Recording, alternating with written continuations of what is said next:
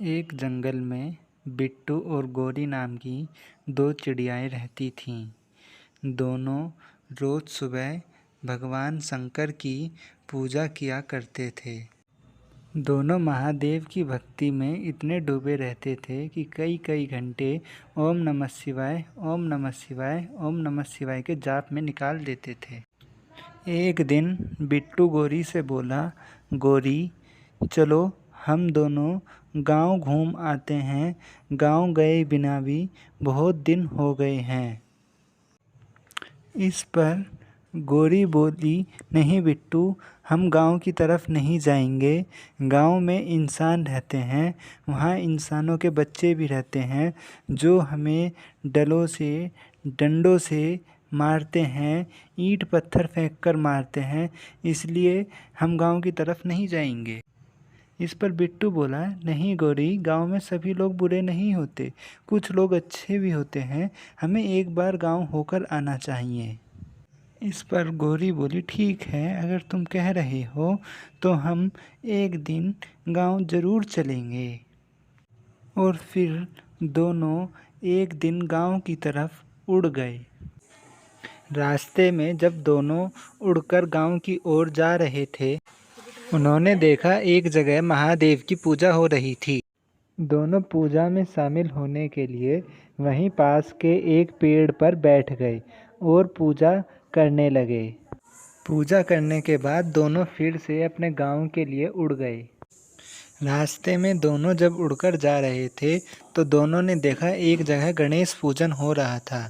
दोनों गणेश पूजन में शामिल होने के लिए वहीं पास के एक पेड़ पर बैठ गए। तभी वहाँ गणेश पूजा की शुरुआत होती है।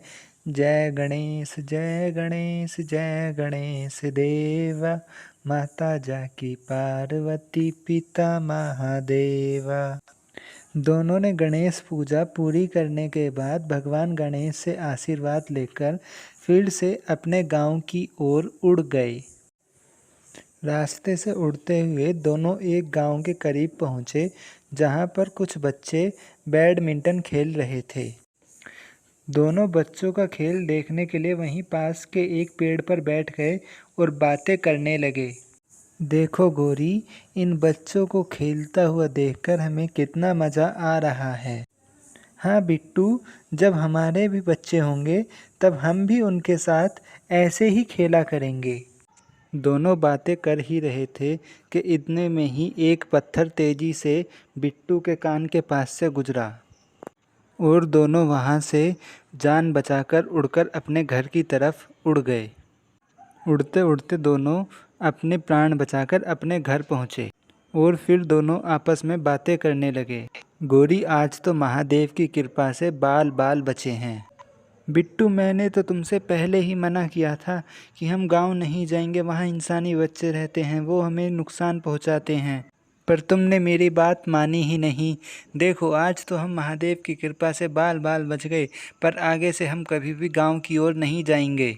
नहीं गौरी, ऐसी बात नहीं है, गांव में सभी लोग बुरे नहीं थे, गलती तो हमारी ही थी कि हम बुरे बच्चों में गए ही क्यों।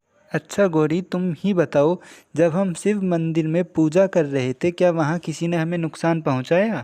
जब हम गणेश उत्सव में आनंद के साथ मंत्रों का जाप कर रहे थे, तब क्या हमें किसी ने नुकसान पहुँचाया? गौरी, गलती तो हमारी ही रही कि हम वहाँ खेल रहे गंदे बच्चों में गए, जिससे उन्होंने हमें पत्थर फेंक कर मारा। हाँ, ये तो तुम सही कह रहे हो बिट्टू। तो इस कहानी से हमें क्या शिक्षा मिलती है बच्चों? यही कि हमें कभी भी किसी भी पक्षी को नुकसान नहीं पहुंचाना चाहिए।